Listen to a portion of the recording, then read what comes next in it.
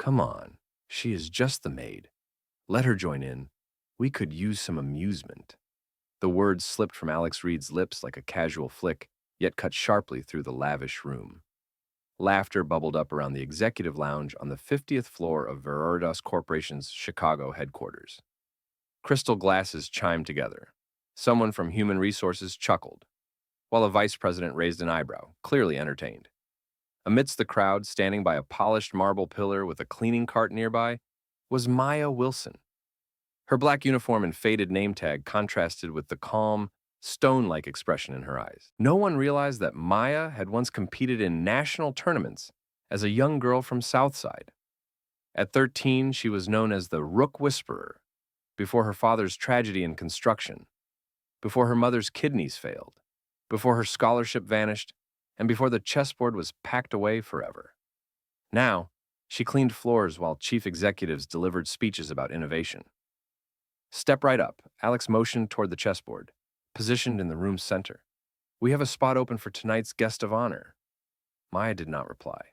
She stepped forward quietly, gently pushing the cart aside. Stopping in front of the board, she examined it with a quiet familiarity that unsettled a few executives sitting back in their leather chairs. She knows how the pieces move, doesn't she? Someone whispered. Another laughed. This is not checkers, darling. Maya sat down and stated plainly, I will take black. Alex blinked, a sudden surge of confidence flickering within him. Are we bold enough? He wondered, but she gave no reply. She rearranged the pieces with fingers that moved by instinct. No hesitation, no showmanship, merely pure understanding. The match commenced. Alex launched forward with assurance, unleashing sharp, well-rehearsed openings crafted through Ivy League contests and charity matches. Maya responded like water hitting stone, silent, steady, and unavoidable. 5 moves passed and he knitted his brow. 10 moves in, the room grew strangely silent. At 13, he hesitated briefly. By 19, his king was trapped. Checkmate. Maya rose and said, Thank you for the game, Mr. Reed. I must return to my cleaning now. She turned, pushing her cart toward the elevator, as if nothing extraordinary had taken place. Yet something remained, an unspoken tension lingering in the atmosphere. Something more powerful than applause or laughter. Respect. If this moment resonated with you even slightly, please like this video to encourage Maya's strength rising above prejudice. Share your location in the comments. One never knows who nearby might need to witness this story. Alex stared at the board, the room seeming to hold its breath. All he could perceive was the faint hum of the ventilation and the soft squeak of the cleaning lady's shoes on marble. He did not reach for the board, nor did he sip his bourbon. Instead, he sat motionless, fixating on the empty spot where she had been, feeling not defeated by a mere game, but outplayed in a way that cut deeper. Alex Reed uncovered something more profound, and for the very first time in his life, he couldn't tell if he had been the strategist or the pawn. Alex hardly recalled the remainder of that evening. He stayed seated long after Maya Wilson had departed the room, ignoring the faint laughter that gradually faded around him, and the uneasy looks from the board members, who were uncertain how to behave after their leader was so publicly outplayed by the janitorial staff. When the last of the wine bottles had been taken away and the space cleared for cleaning, Alex was still fixated on the chessboard. Should I, pack the board away, sir? A junior assistant inquired nervously. Alex did not answer. He simply rose slowly and left, leaving the assistant with only silence and a chessboard, still displaying his defeat. He barely slept that night, not truly. His downtown penthouse, usually a sanctuary of precise minimalism and flawless order, now felt strange, almost suffocating. He sat at the kitchen counter well past midnight, city lights shimmering through the glass walls. His laptop was open, fingers moving faster than his thoughts as he typed in her name, Maya Wilson. He found dozens of entries, but none that matched her. No LinkedIn profile, no social media accounts reflecting her face, no tournament histories, no old chess blogs. Just a sea of other Mayas living different lives, but not her. Not the woman who had quietly unraveled his entire plan as if she had seen right through him. By 3 o'clock in the morning, He was deep inside the U.S. chess archives. The Federation's digital archive revealed nothing after searching through years of junior tournaments in Illinois. There was no sign of Maya Wilson in any finalist rankings, no photographs, no rankings at all. It was as if she had never existed in the chess world. But that could not be true. The level of control she exhibited, the way she caught his rhythm and turned it against him, was not something that came from mere casual playing. It was discipline. It was memory. It belonged to someone who had once been a fierce competitor. He zoomed in on a blurry image from a 2009 local event called the Southside Youth Invitational. One face in the audience seemed familiar. The same quiet stare, the same head slightly tilted, the same braid behind one ear. The name beneath the photo read, Maya J. That was all he breathed out. He closed the laptop sharply and rubbed his face. What was he even doing? This was not about revenge, not really. It was not about pride either, not the kind he was accustomed to. It felt more like unraveling. He hadn't merely lost a match, he had been recognized by someone the world refused to acknowledge.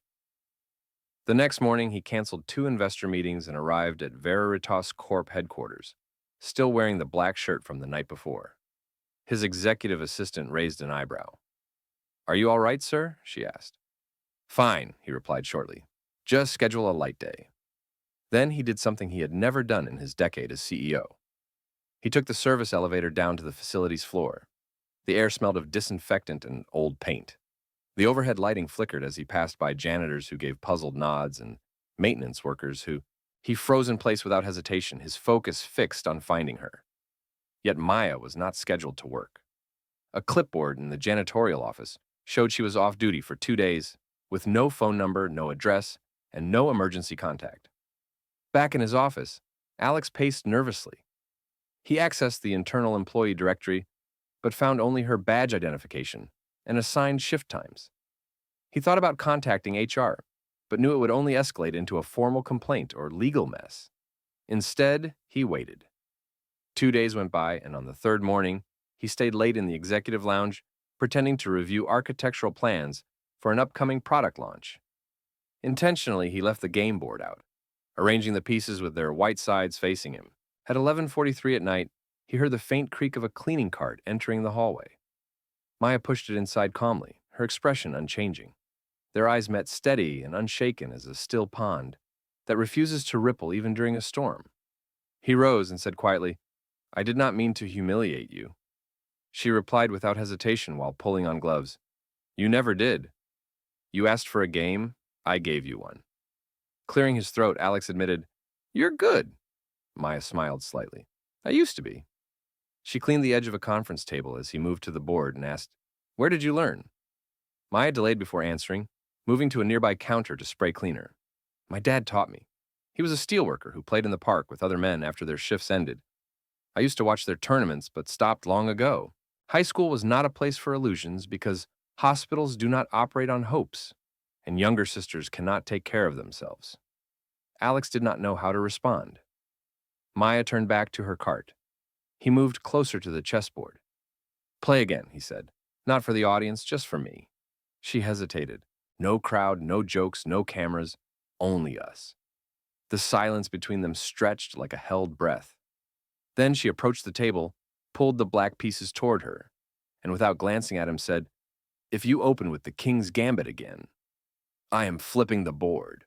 Alex smiled despite himself and sat down. This time, she did not attack aggressively. She controlled the rhythm and made him work to interpret her moves. After 34 turns, they ended in a peaceful draw. She stood up. "I should mop before the wax hardens." Alex looked at the board. "You are the most disciplined player I have ever met." She shrugged. "Discipline is easy when the rest of your world is chaos." As she pushed the cart away, he called out, "Maya." She stopped. "I want to play again." She nodded once over her shoulder and vanished like before. But now, Alex did not feel defeated. Instead, he was curious and humbled. He did not talk about Maya to anyone, neither at the board nor to his assistant, nor even in sessions with the therapist he visited twice a month, mostly out of habit. Something inside him had changed, And for a man who had built his empire on data, profit statistics, and polished corporate talk, that change was profound. He felt unsettled in a way no financial collapse ever managed to affect him. Each night for the following 2 weeks, he remained late inside the executive lounge. Not every evening brought a game. On some nights, Maya entered, nodded with quiet respect, and proceeded to clean while he reviewed design plans or quietly sipped bourbon. On evenings when she did not speak, she still stayed. There was a certain unspoken ritual within that delicate routine, a shared existence caught between influence and anonymity. But when they played, something charged the air between them. Not flirtation, but a precise connection, as if two individuals were mapping out the intricacies of each other's thoughts through strategy and sacrifice. Her style of play was never flashy, but always exact. It could be ruthless when necessary and gentle when the situation allowed. During one of those hushed matches, as the scent of floor polish lingered and the sole noise was the clicking of rooks against timber, Alex posed the question he had been holding back. Why are you still here? Maya hesitated, a knight balanced in her hand. You mean this job? She replied slowly while placing the piece down with care. Because it pays the bills. Because security feels safer than starting anew. But you could be anywhere else, teaching, competing. She met his gaze.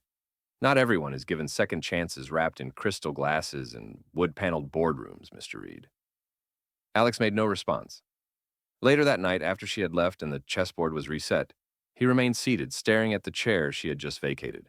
There was a part of him that truly wanted to assist her, not from guilt or sympathy, but from something deeper like respect, admiration, or perhaps even a sense of owing. Yet, he understood well enough not to offer help too quickly. He also knew she would never accept it unless she proved herself first. 3 days later, he did something out of the ordinary. He left the office at 4:30 in the afternoon and drove himself without a chauffeur or a fixed plan to the south side of Chicago. This area was the place where Veritas once promised to build a community center, but never delivered. The streets were rough, the streetlights turned off too early, and the aging recreation center near 53rd Street looked like it had not been repainted in over 10 years. As soon as Alex Reed stepped through the cracked glass doors, he caught the faint sound of plastic chest protectors sliding across worn wooden floors. He found Maya Wilson in a corner, coaching a group of children, barely old enough to tie their shoes. Maya knelt by an unstable table demonstrating how to protect a backward pawn, while a young boy missing front teeth watched her as if she worked magic. She had not noticed him yet, and for a few moments, Alex simply stood leaning against a crooked support beam, watching her do what she was born to do, not to impress or just survive, but to teach. He finally approached when the children started packing up some, noticed the tall man in the pricey coat and whispered behind their hands. You followed me? Maya said, slowly rising. I asked around, they told me you volunteer here every Saturday. Do you follow every opponent you face? She asked with a playful grin. Only those who challenge everything I believe about strategy, he replied. She did not smile, then asked, What is your real reason for being here? Alex hesitated before answering, You deserve a platform, and while this place is good, it cannot be your permanent stage. She spoke softly. Do not come here bearing charity or easy fixes. I do not want your name on any building. He looked at her and then said, Let's discuss something that does not involve my name. Pulling a folded flyer from his coat pocket, he showed her the advertisement for the upcoming Chicago Open Chess Tournament. Her eyes scanned the page, then narrowed with determination. I am not competing. I'm 30, work nights, and have not trained for more than 10 years. He said, You train every time you face me. She shook her head. That is not the same. Alex sighed, his tone softer. What if I told you I have already signed up both our names? Not under Veritas, just initials so no one will realize. She stared at him in disbelief. You entered me. Yes, I do not require a sponsor. I am not your sponsor, I am your student. If you refuse, I will withdraw as well. But surely you are curious. She held the flyer tightly, fingers gripping its crease. Then after a pause, she spoke, I will think about it, but only if we train as equals. No private tutors, no luxury conditions. I play where you play, and if I win, she added, you will stop treating me like a mystery to unravel. He nodded. And if I win? Maya folded the flyer carefully. She slipped the flyer once more into her jacket pocket. Then you will understand why winning alone is not sufficient. That evening, back at the office, Alex removed the costly glass chessboard from the lounge and swapped it for a scratched, well-traveled set he had ordered from the same site used by community centers. When Maya entered the room just before midnight, she paused, noticing the difference. No more ivory and crystal, she asked. He just shrugged and said, I thought I should meet you on your own ground. She glanced at the board and then at him, before sitting down silently. Somewhere between the first pawn move and the third quiet draw, Alex realized something had shifted. The matches were no longer about conquest. They became a conversation, and Maya was no longer just an enigma. She had turned into a mirror, reflecting every hidden part of him dulled by success, and finally, he was prepared to face it. It did not take much time for rumors to begin. At first, they were casual remarks whispered in the corridors of Veritas Corporation. He's been working late quite often, someone from marketing mentioned, while stirring cream into their coffee. I heard he is mentoring a team member after hours, another said, voice edged with both curiosity and doubt. And inevitably, Wather, the night janitor, caught on. By the close of the second week, Maya started sensing it. Stares lingered longer. Conversations halted abruptly as she walked in. Elevators fell silent when she stepped inside. It began as something subtle, but gradually became harder to ignore. Sharp as glass beneath bare feet, she tried to push the feeling aside, reminding herself she had endured worse. Poverty, illness, and grief. But this was something else entirely. This was corporate scrutiny, and it bit with teeth honed by class race and established wealth hidden behind courteous smiles. One evening after a training session with Alex ended once again in a stalemate. She hastily packed her things. You're in a rush, he remarked, placing his king piece carefully back into its velvet case. I have other floors to clean, she replied without glancing his way. He reclined slightly. You seem upset. No, she lied. Maya. I don't need a babysitter, Mr. Reed, she said sharply finally, locking eyes with him. Whatever this is between us is turning into ammunition for those already convinced I do not belong here. Alex's jaw clenched. He exhaled slowly. Do you want me to stop showing up? That's not it then, what is it? She paused. Maybe you are used to being misunderstood, yet still coming out on top. But I don't get to enjoy that luxury. I make one move outside the rules, and suddenly I'm suspected of special treatment or scheming. He studied her, then nodded as if he understood perfectly. The following morning, Maya discovered a folded note tucked beneath the travel chessboard. I'll stay out of sight for now, but I'm still playing. If you are too, I will leave my moves here one each night. And that is exactly what he did for 4 consecutive nights. Each time she entered the lounge, she found a single chess move, made always on the same board, always accompanied by a small sticky note, with his handwritten notation E4-3. She replied without a word, leaving no personal notes, only a reply to his moves. It was oddly intimate in its own way, a silent conversation without spectators, just the game, and the mutual understanding that they were both still involved. Outside the safety of those evening interactions, tension grew. Maya Wilson was summoned to HR. The room was stark and impersonal, the kind of place where people were told they no longer mattered. The woman in the beige blazer said, with a forced smile and unblinking eyes, We just want to make sure everything stays professional. I clean floors, Maya said calmly, and sometimes I play chess with the CEO. The woman nodded slightly. During his breaks after hours, no money involved, no contracts, just chess. The HR representative's smile tightened. You must realize how this might look. I know appearances are often a privilege of those with titles, Maya answered before standing up. Am I being disciplined? No, the woman replied hastily, as if caught off guard. Then I have work to do, Maya said, and left without another word. Later that night, she thought about skipping her usual cleaning of the executive lounge and letting someone else take it over. But something made her return. When she entered, the chessboard was already set mid-game, a queen sacrifice placed boldly in the center, striking and unexpected. She blinked and then smiled, realizing he had been paying attention. She responded with her move, and this time, she did not leave silently, but left a note. Good try, but your diagonal was exposed 3 moves ago. The next day, Alex Reed called. In a closed-door meeting with his board of directors, They anticipated new product ideas, restructuring schemes, and quarterly reports filled with charts. Instead, Alex handed them a brief memo entitled Community Initiatives. The directive focused on launching a pilot for the Southside STEM and chess program. One board member raised a skeptical eyebrow and asked, "You want to dedicate funds to chess and mentorship?" Alex responded firmly, "We have neglected this part of the city before. It is time to make a real difference." Another question, "What about the optics considering the rumors?" Alex looked up and answered, "The optics show that we are a company that acts on ideas.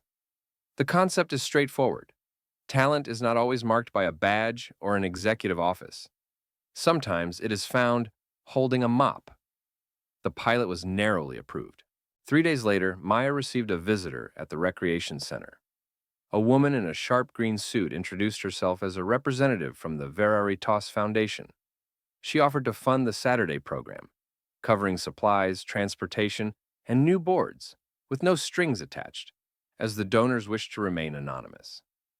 Maya narrowed her eyes and asked if this had anything to do with the man who always played white.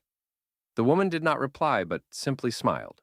That evening, Maya returned to the executive lounge, where Alex stood, not sitting, hands clasped behind his back as if awaiting judgment. She walked over to the board, moved a piece, and then sat down. "So you are starting the game this time?" he asked, smirking. "I thought I had been letting you take the lead long enough." "I had no involvement in the donation," he added. "Naturally, you did not." "I did not mean to offend your pride," she said. "Fix your eyes on the board. This demonstrates that people like me can succeed without being saved. Then allow me to propose a deal." He suggested she looked up. "You prepare for the tournament. I will match you, game by game. No coaches, no advantages, just you and me. 5 mornings each week before the world stirs." She pondered. "You want to improve. I want to keep pace."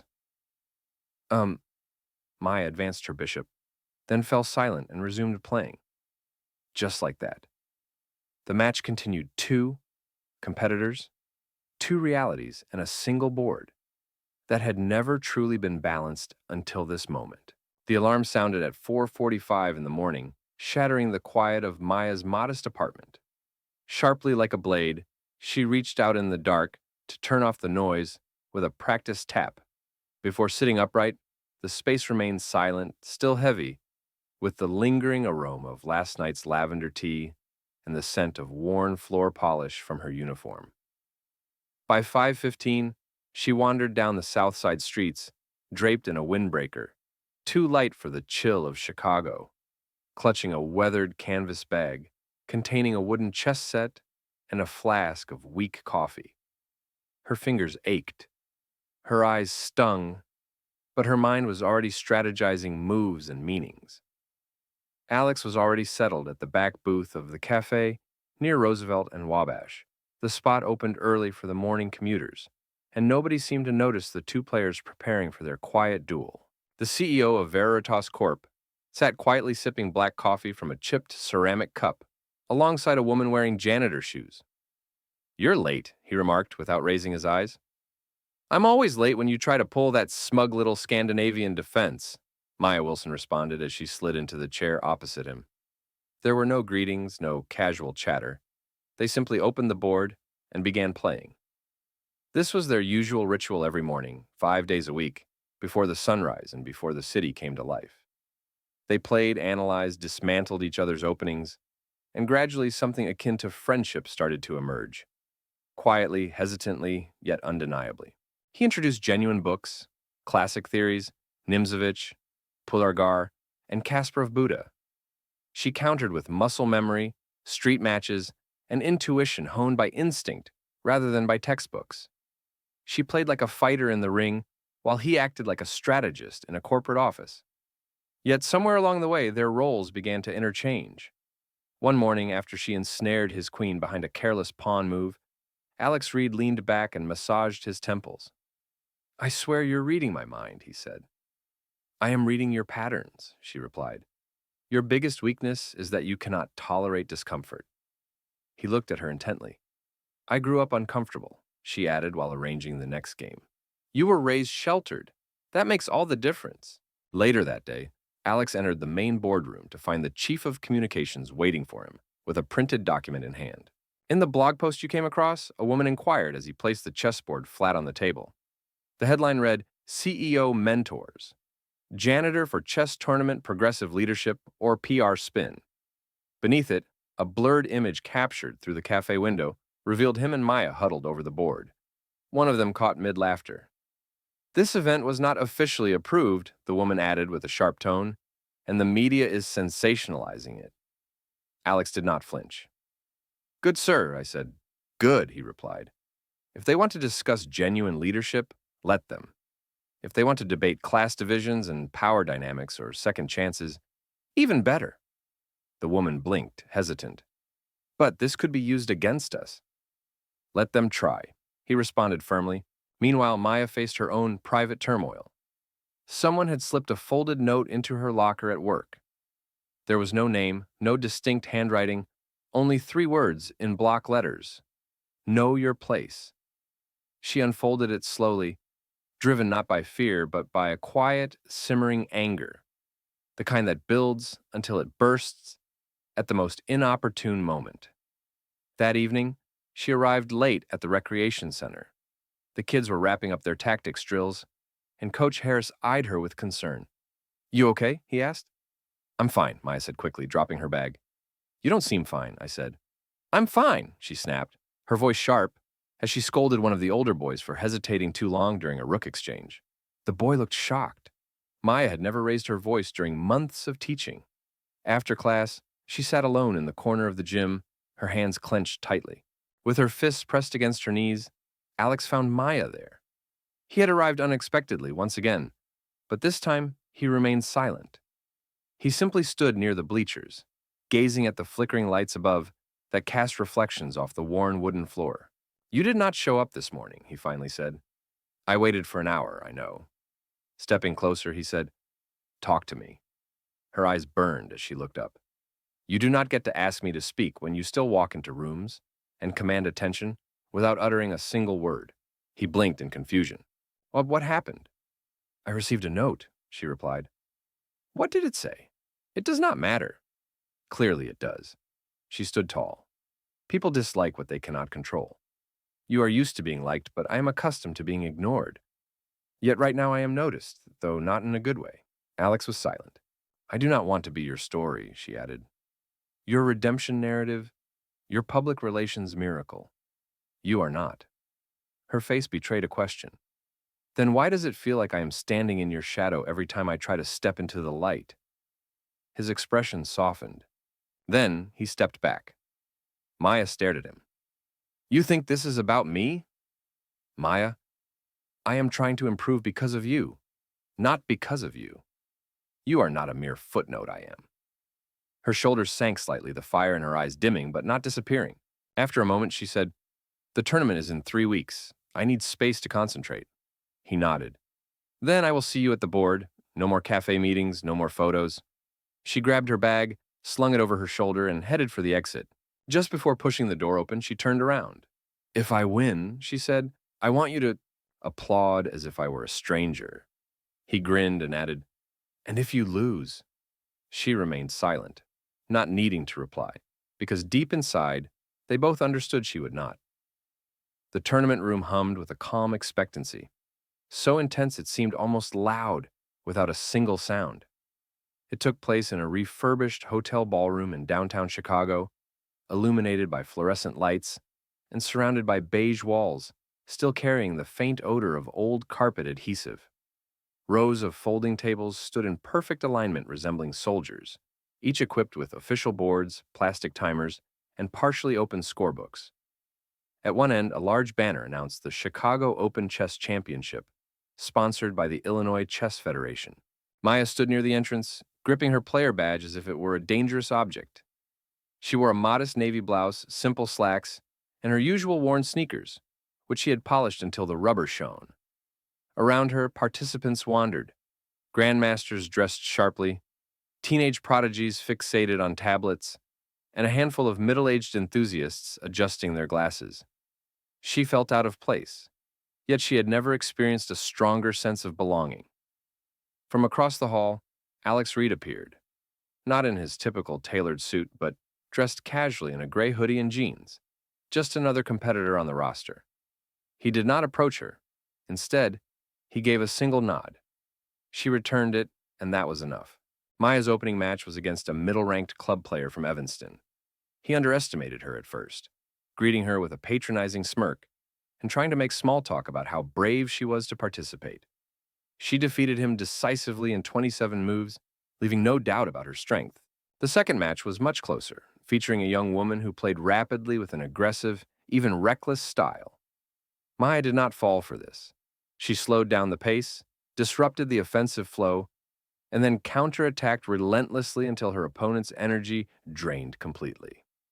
By the end of the first day, she remained undefeated, but murmurs followed everywhere she went. Between rounds, Maya passed a group of onlookers near the refreshment area. One leaned in and whispered to the other, "Isn't that the janitor from the Veritas event?" The other replied while sipping coffee, "She's not really self-made. She has some powerful backing. You know how these stories get spun." Maya kept moving without reacting. She was used to being overlooked, but now they were rewriting her story for their own purposes. Meanwhile, Alex sat at the far side of the room, quietly studying his opponents. He won some matches, lost others, and drew a couple. But winning trophies was not his goal. He sought clarity, something deeper. After Maya finished her final match of the day, she made her way to the hotel lobby, looking for a moment of calm. She needed to escape the pressure of the boards, the stairs, and the suffocating weight of expectation. Unexpectedly, she found Alex leaning against a column, arms folded, appearing as though he had remained still for hours. "You played well in there," he said, discomfort evident as he tilted his head. "You moved like you already had victory in your hands." Maya replied, "I played like there was something at stake." They paused, neither speaking for a moment, until she finally asked, "Why are you still here?" He hesitated before answering. "I believe this could be the first moment I have ever cared about who wins besides myself." She glanced at him and he corrected himself, saying, "All right, maybe the second time." Maya settled on a bench, setting her bag down at her feet, then leaned forward, saying, "I overheard them talking." "Let me guess," Alex said as he sat beside her. "You're a PR creation, a Cinderella tale, meant to distract from Veritas's recent tax report or something like that." Gazing ahead, he said, "I cannot stop them from gossiping, Maya." She replied, "I do not need you to. I just need their words to make no difference." He nodded and added, "Then act like they do not exist during tomorrow's game." She intended exactly that. Standing to leave, she asked, "Since you said you care who wins, you will cheer, right?" Like someone unfamiliar, he grinned, loud enough to embarrass myself. The second day unfolded like a pendulum swinging too fast. Maya's third opponent was a former college champion known for his sharp tongue. He started with the King's Indian and threw comments about her posture, her hand speed, even her hair between moves. She remained composed. By the 14th move, she had given up a bishop for a central pawn. At move 23, he realized the snare too late. "Check," she stated calmly, moving her rook. He frowned. "That is not check." She lifted her eyes and said, "Look once more." He looked again and froze. A moment passed, then checkmate. She signed her score sheet quietly. He refused to shake her hand. That evening, the final list of semi-finalists was posted outside the hall. Alex barely made it, so did Matt. The strongest players would face each other next. They were about to face each other in the semi-final when she glanced at the list. Someone passed by and muttered just loud enough, "If she wins, it's because someone let her." She turned toward the sound, but no one stayed in one place long enough to admit it.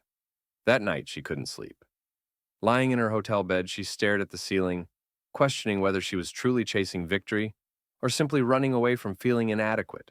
The next morning, the tournament hall was charged with noise, sharper and more intense. Cameras flashed, reporters buzzed, and the weight of finality filled the air. Alex Reed was already seated at board 3, ready to face a Latvian master known for ruthless endgames. Maya Wilson's chair was beside his at board 4. Across from her sat a tall, pale man in a suit, fitted with exacting precision. He resembled a hedge fund manager, his smile cold and never reaching his eyes. He extended a hand and said, "Miss Wilson," which she shook firmly. "I have been ready." The clock began, and Maya played not to prove a point or silence doubt, but to simply breathe. She sacrificed early, drawing him into a space he believed he controlled. She defended with exactness, attacked with perfect timing. Each piece moved like a rhythm only she could hear. After 43 moves, her opponent tipped his king. A murmur spread through the room. From the corner of her eye, she saw Alex lose his own game, but when he glanced at her, his grin grew wider than she had ever seen. He clapped once, twice, then louder, until the entire hall joined in. Following the reporters stepping forward, officials presented her with a crystal plaque, but none of that seemed to matter. She looked at him, and he mouthed like a stranger. For the first time in years, Maya felt not like a mere piece on the board, but the one directing the moves. The banquet room was overly warm, too glaring, and crowded with people who had suddenly remembered Maya Wilson's name. She lingered near the ballroom's edge, fingers clutching a tall glass of ginger ale she had not taken a sip from.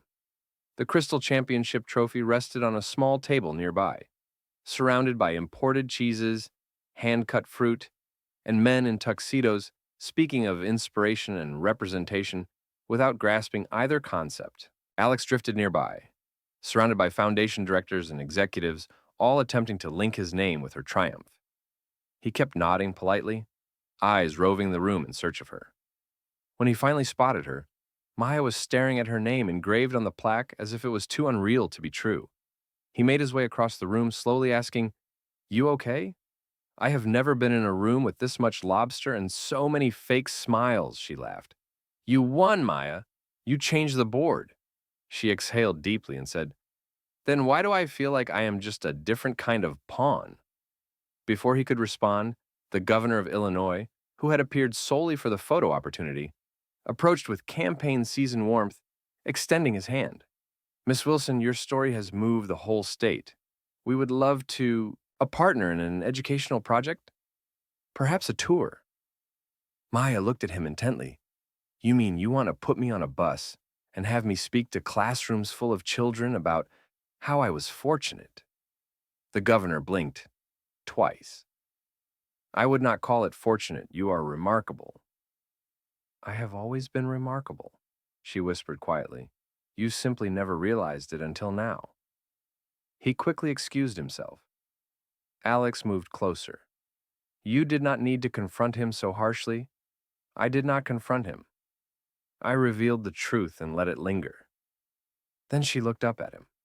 "I want to leave immediately." "Yes. Can we walk without talking anymore?" He nodded to a staff member, leaving the trophy where it was, and followed her out. They left through the service entrance and stepped into the night. The city air was crisp, sharp against the skin, but refreshing like waking from a dream. They walked silently for 3 blocks before turning onto a pedestrian walkway along the Chicago River, where twinkling lights from a past festival still reflected across the water. "I am proud of you," he said. "At last, I did not do it for you. I know."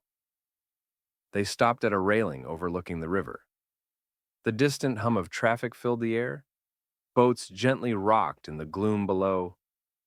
"I used to walk this path after my janitor shifts," Maya said, her tone gentler. "Now I would stay until dawn just to remind myself I was still part of something larger than fluorescent bulbs and damp floors. And now I'm uncertain." She turned to look at him.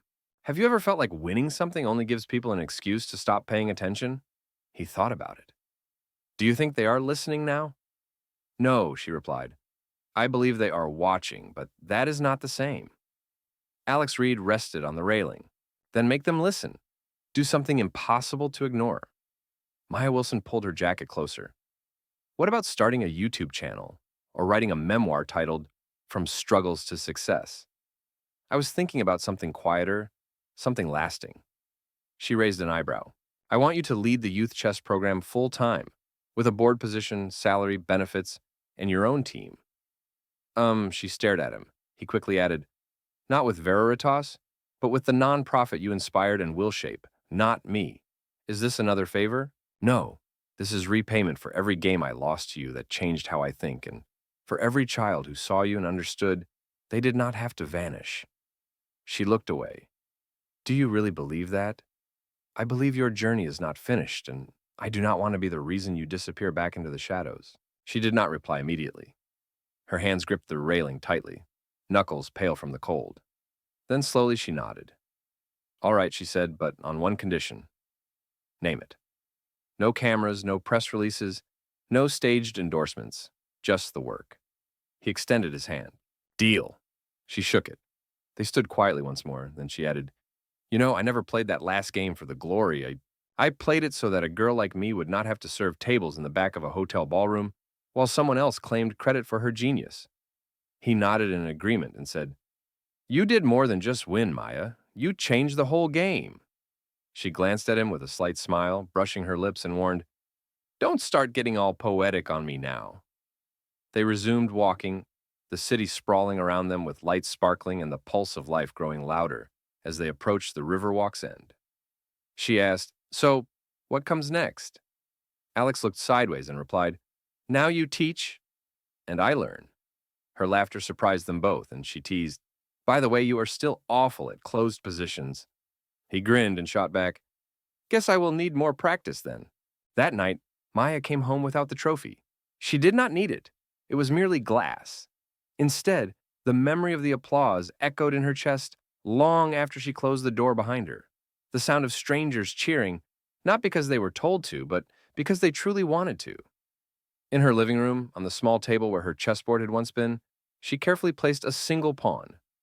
She regarded it not as a servant or a sacrifice, but as the first step on a quiet and relentless path toward becoming something greater. Outside, the city continued its indifferent, oblivious motion, vibrant and alive just like her. Tomorrow, the real challenge would begin.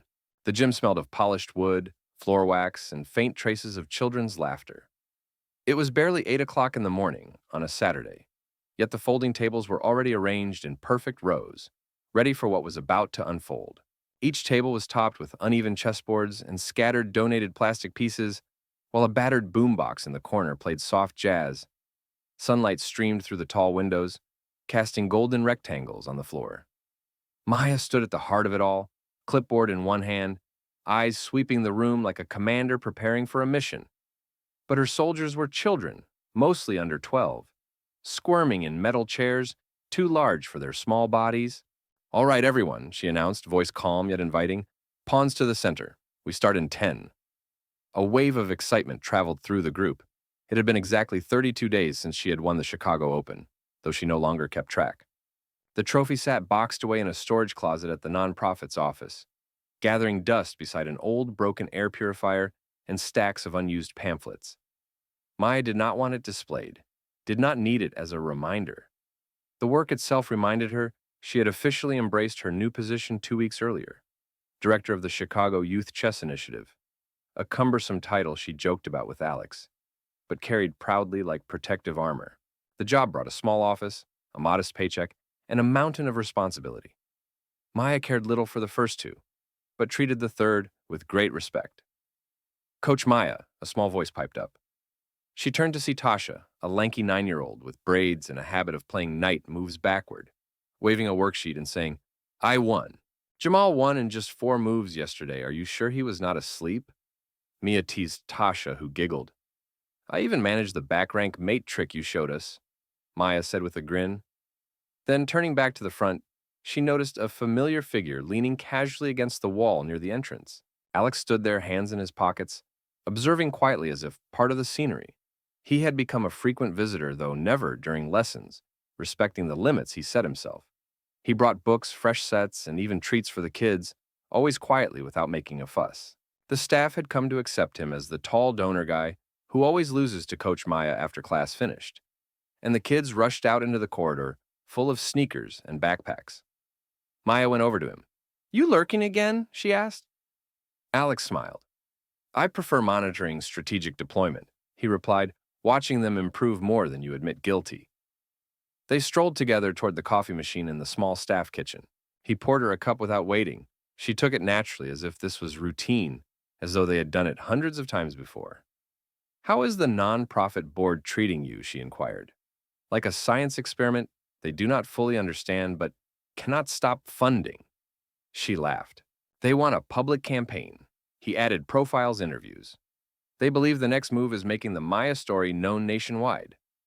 Her smile dimmed and she said, "And what do you think I think if you want to dedicate your life to shaping children instead of building brands? You should," he said.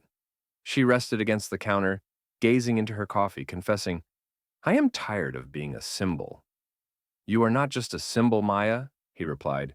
"You are a driving force, constantly moving forward, with everyone else following your lead." "That is a clever analogy," she said with a smile. "I have many of those." "Perhaps I should have become a poet or a chess piece," he mused. She tilted her head and said, "You would be a rook, with straight paths and no subtlety." She took a sip and then asked, "How are you really doing?"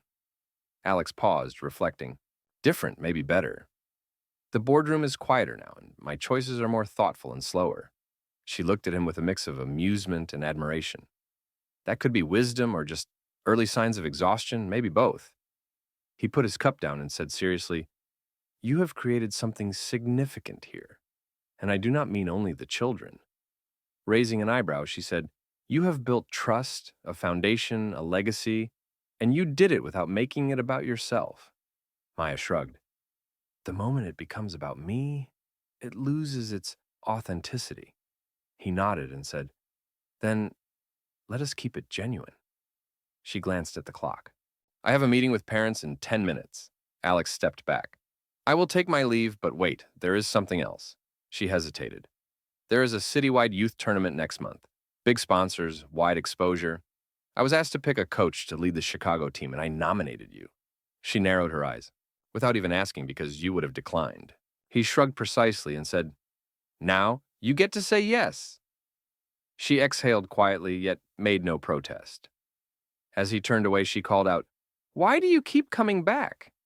He paused, then glanced over his shoulder. "Because of this," he replied, gesturing broadly toward the room behind her. "This is the greatest thing I have ever been fortunate enough to witness in person." She watched him walk away, the door swinging shut, softly behind him. Back in the gym, she spotted the single pawn piece she always left on the demonstration board. She rolled it between her fingers. Slowly, the plastic warm from sunlight. Then, with care, she positioned it on the 8th rank, the far side of the board, the starting point of all possibilities. The auditorium was older than most of the students seated within it. The ceiling tiles were aged and yellowed at the corners. The stage lights flickered restlessly, in tune with the worn wiring.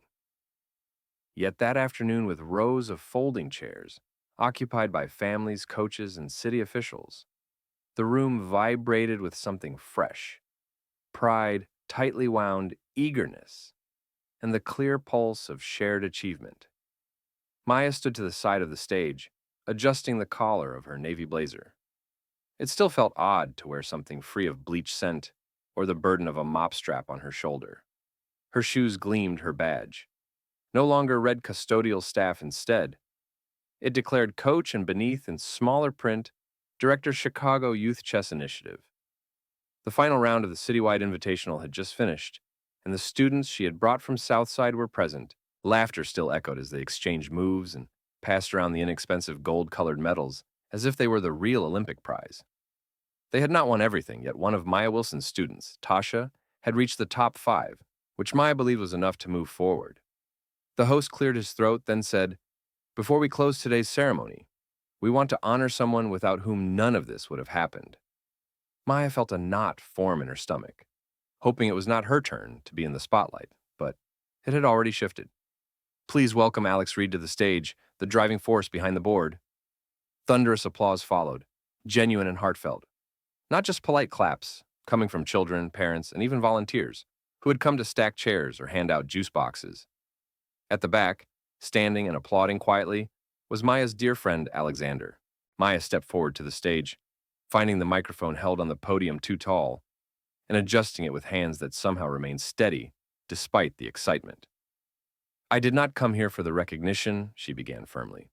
I came because I believed if I could help even one child realize they are more than their neighborhood, their school, or their past dictated, that would be enough. The crowd fell quiet, hanging on to every word. But you have shown me my goal was too modest. You do not just want to believe in yourselves, you want to create, and you have.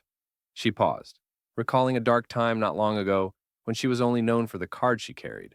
Not her identity, not her intelligence. Not really my game, she thought, surrounded by scattered nods and a few tears. The charm of chess, she explained, lies in the fact that even the tiniest piece has the power to transform the entire board if it dares to cross it. A brief pause followed, then an overwhelming wave of applause. After the event, Maya slipped behind the curtains, craving a moment to catch her breath, a pause to tame the chaos into something manageable. Unexpectedly, Alex was there, leaning casually against a pile of stage props, holding 2 cups of coffee.